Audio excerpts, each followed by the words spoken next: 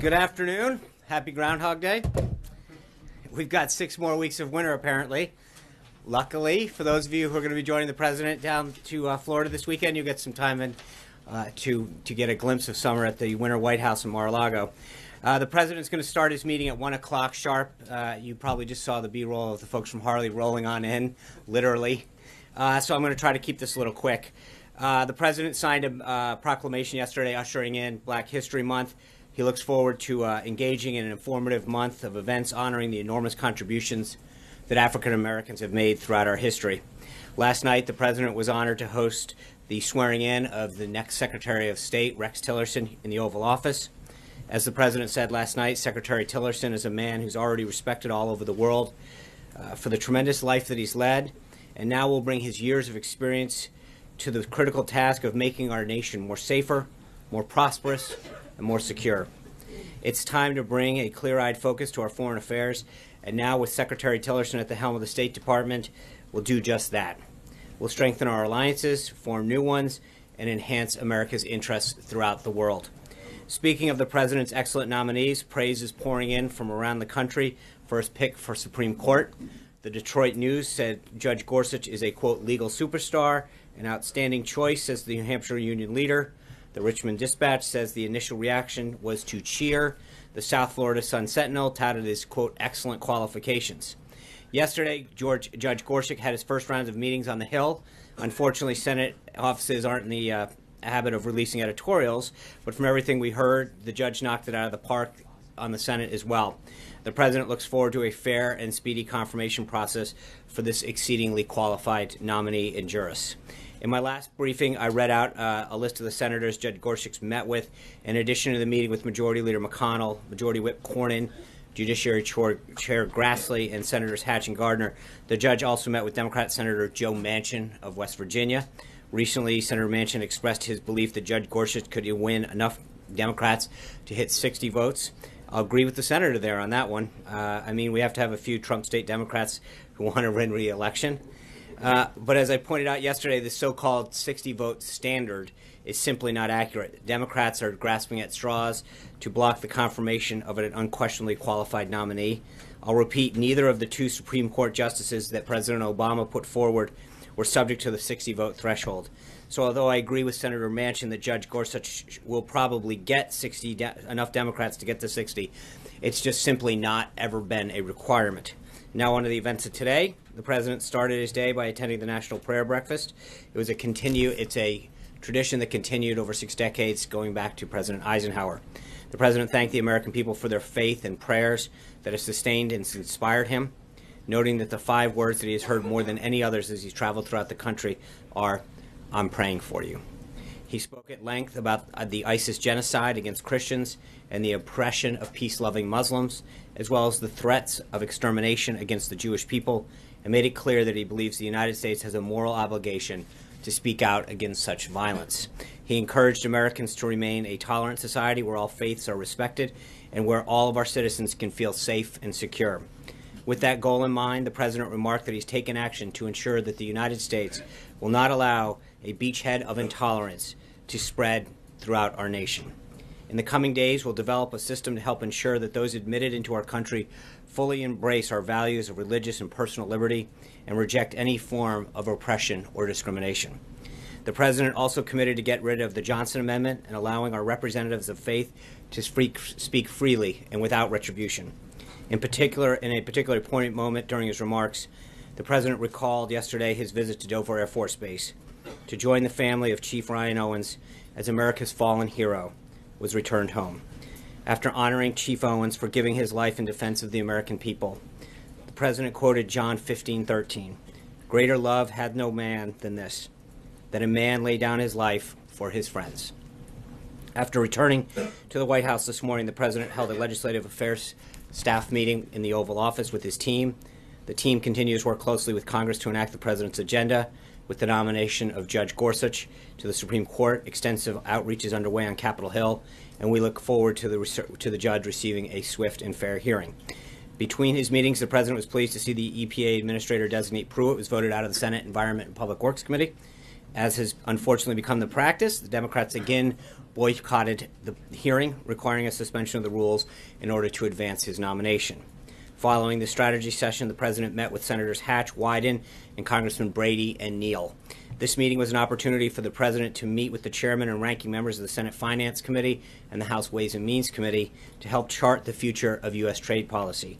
The president has put together an all-star trade team that will work closely with the U.S. Trade Representative and the committees led by these members to craft new trade deals.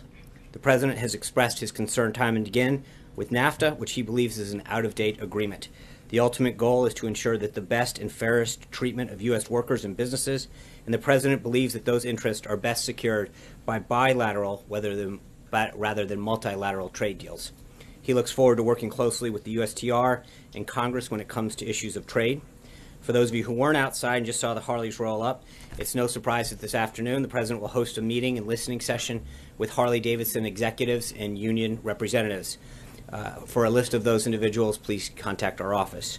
Harley-Davidson's been an American success story since 1901, when William S. Harley, at age 21, completed the blueprint drawing of an engine designed to fit into a bicycle.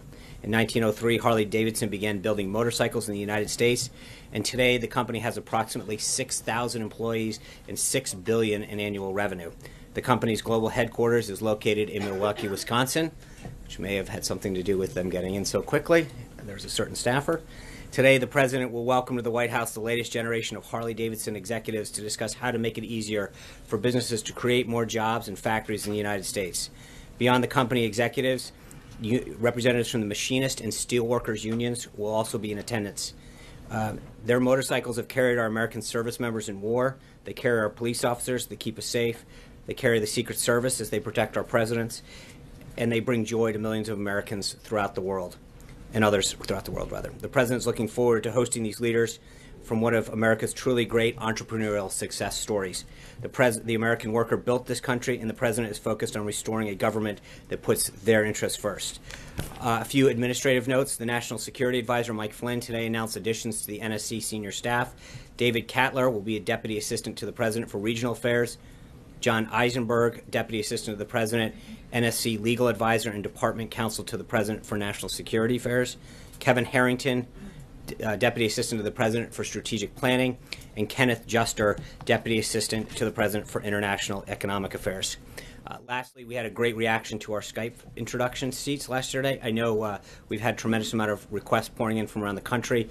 Please contact the press office if you know of anyone that has an interest in joining us in the future. In terms of the schedule for tomorrow, the President will host a strategic and policy forum. Then in the afternoon, the President will have lunch with General Flynn before departing down to Mar-a-Lago later in the day. With that, I'll take some questions. Katie Pavlich. Hi, John. Thanks for the question. Today, President Trump talked about Christian genocide at the National Prayer Breakfast, and last year, the Obama State Department officially declared a genocide by ISIS against Christians and other minority religious groups in the Middle East and North Africa. Now that Rex Tillerson has been sworn in as a secretary, what specifically is the administration planning to do to comply with the legal obligations of protecting these groups under the UN 1948 treaty? That's a great question. I think Secretary Tillerson's learning his way around the building so far this morning. He gave a great speech talking about his vision and goal for the State Department. I think there'll be further guidance coming out on that, Katie. Right now, his job was to get in, get settled, talk to the employees, make sure they understood. But back to the issue. Obviously, it's important to the president. It was throughout the campaign. It's something that he addressed this morning, and it's something that he's committed to. Talked about in terms of the executive orders and allowing Christian minorities in key countries seek asylum in the United States. He recognizes that in so many nations, these are the oppressed groups in accordance with how the UN defines refugees. So I think you'll see further guidance with that. Jennifer Wisson. Thanks, Sean. I have two questions, actually. Today, the president renewed his promise to protect religious liberty, which he says is under threat. Some Americans see religious liberty as code for discrimination. Right. Can you kind of give us a sense of how the president views this tension? It's an interesting question because this is something that comes up quite a bit. I think there is a line. We have freedom of religion in this country, and I think people should be able to practice their religion, express areas of their faith without reprisal. And I think that pendulum sometimes swings the other way in the name of political correctness. And I think the president and the vice president both understand that one of the things that makes our country and this democracy so great is our ability to express our religion, to believe in faith, to express it, and to live by it. And that's where I think the important part is, whether it's a small business owner or an employee who wants to have some degree of expression of faith at the company. And too often those voices get pushed out in the name of political correctness. So he's going to continue to make sure that we not only speak up for it, but find ways in which we can keep that line a little less blurred and make sure that the pendulum doesn't swing against people. We shouldn't impose a religion on anybody. We're free to express our religion or be, not have one. That's obviously in our country an equally valid way of living your life. But at the same time, I think people who want to express their faith shouldn't be ostracized because they want to live that. Major. If you could give us an example, if you could, of the pendulum swinging in the direction of political correctness, and how is that going to inform the president with his executive order?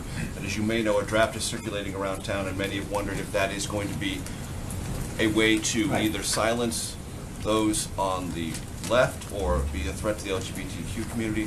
Talk us through both those. Well, I think if you look back to the Little Sisters case, if you look back to other businesses that were under Obamacare, what's that? Would you put Hobby Lobby in that category? I would, yeah, absolutely. I think there's several businesses and several institutions, Catholic institutions and others, that have been mandated or apparently attempted to mandate certain things that they may or may not do or how they have to treat their employees.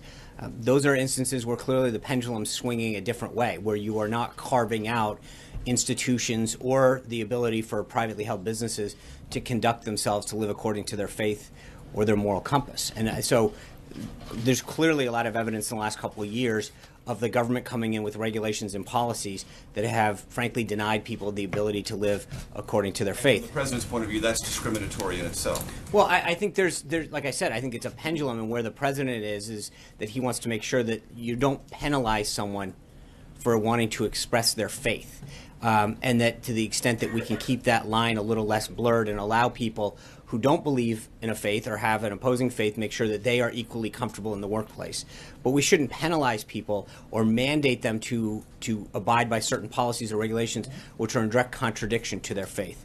And what about the executive order, Sean? How does There's right now no executive orders that are official or able to read out. We maintain that. There's nothing new on that front. I'm not there until we have. It's not a question. There are a lot of ideas that are being floated out. I mentioned this the last couple of days, but that doesn't mean part of it is as the president does all the time. He asks for input. He asks for ideas, and on a variety of subjects, there are staffing procedures that go on where people have a thought or an idea and it goes through the process. But until the president makes up his mind and gives feedback back and decides that that's final, there's nothing to announce. Yeah. John, thank you.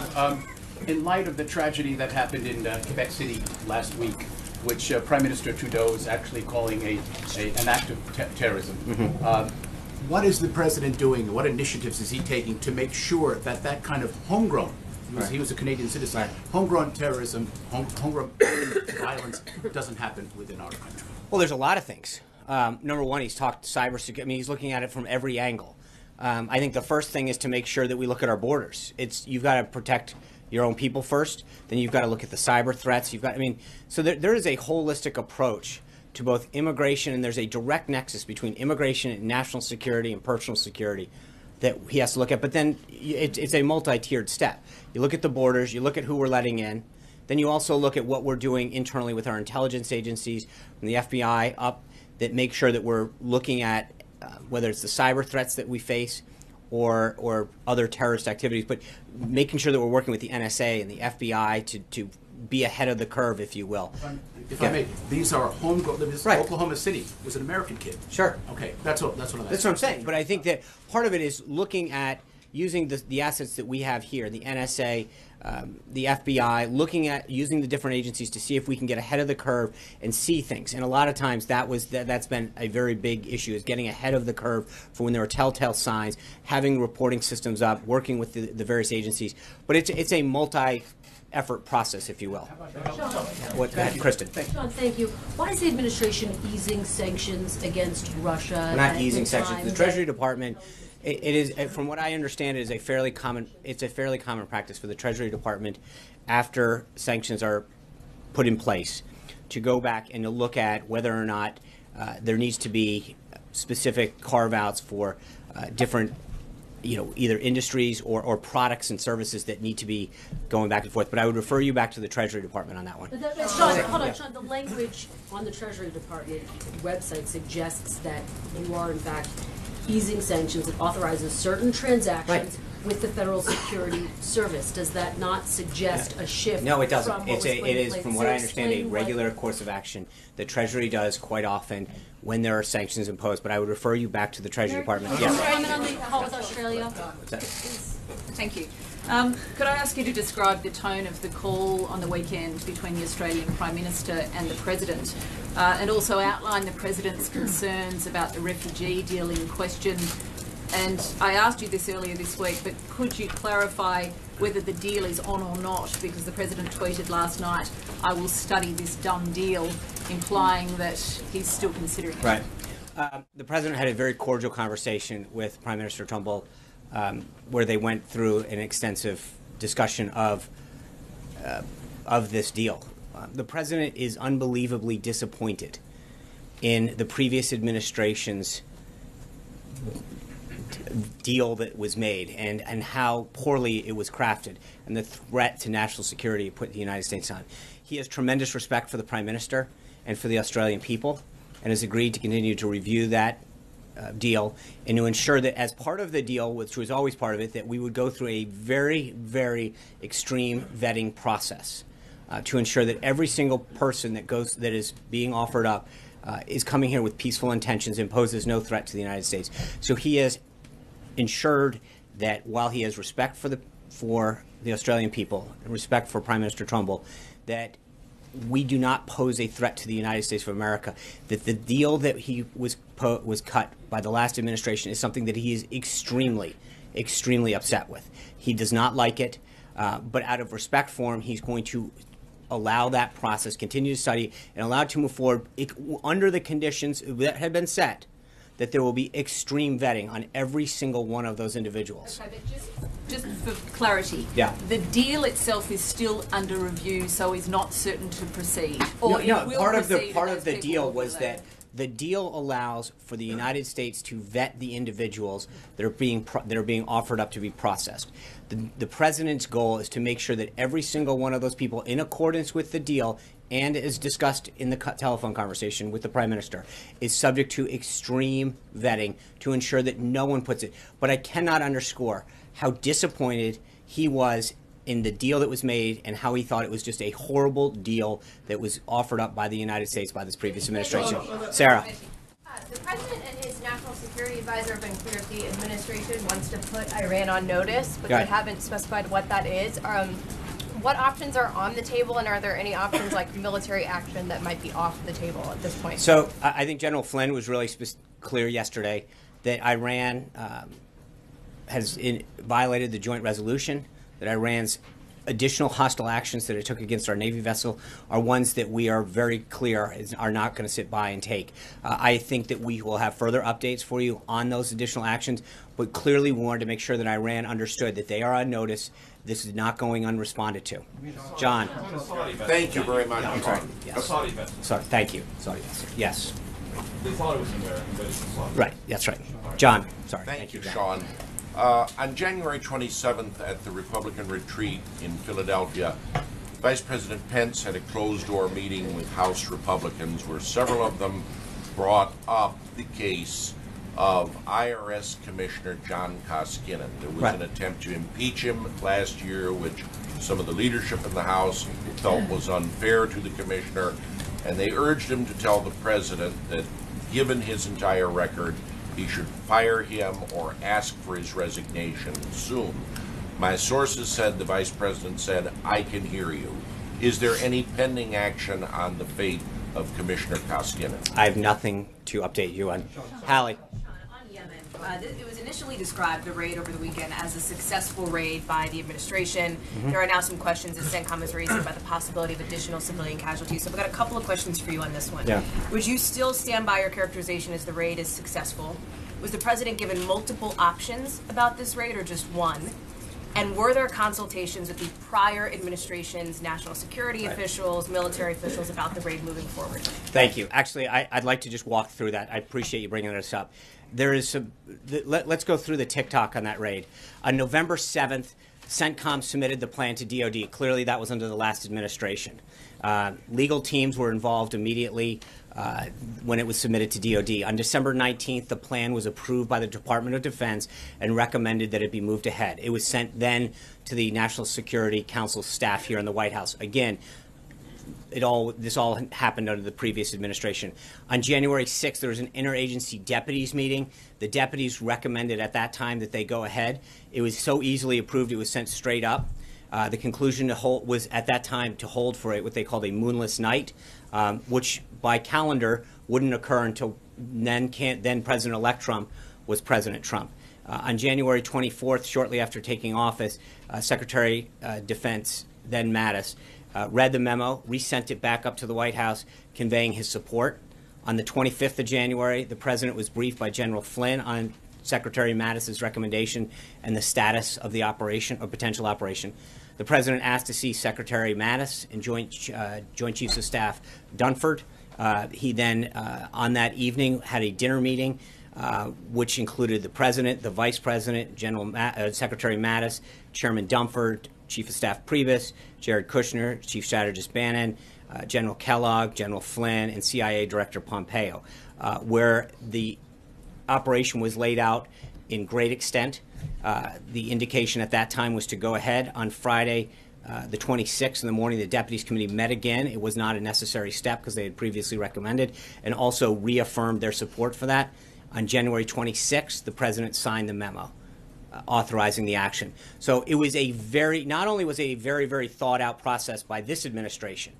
It had started back in November 7th in terms of clearly well before that, but it was a move forward by CENTCOM on November 7th. This was a very, very well thought out and executed effort. Where was the president the night of the raid? How did he learn about Chief Owens' death? And do you still stand by your characterization that it was successful?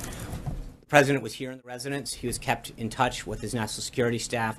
Secretary Mattis and others had kept him updated on both the raid and the death of Chief Owens, as well as the 4 other individuals that were injured. So he was kept apprised of the situation throughout the evening. And again, I think I would go back to what I said yesterday. It's hard to ever call something a complete success when you have the loss of life or people injured. But I think when you look at the totality of what was gained to prevent the future loss of life here in America, and against our people and our institutions and probably throughout the world in terms of what some of these individuals could have done, I think it is a successful operation by all standards. It is, and again, I want to reiterate, it is tough to ever use the word success when you know that somebody has lost their life. But when you go back and look at an individual that dedicated their life to serving this country and went over and over and over again, knowing that this was not only the risk that he took, but wanted to do it because he knew the threat that these kind of individuals pose to our country and to our people. That's while not a success that you lost him, you know that he died in sacrifice for someone else here in this nation. Hunter Walker. Thank you, Sean. I've seen some criticism of the president's remarks at the prayer breakfast this morning. Can you shed any light on why he thought that was a good venue to mock The Apprentice for its ratings?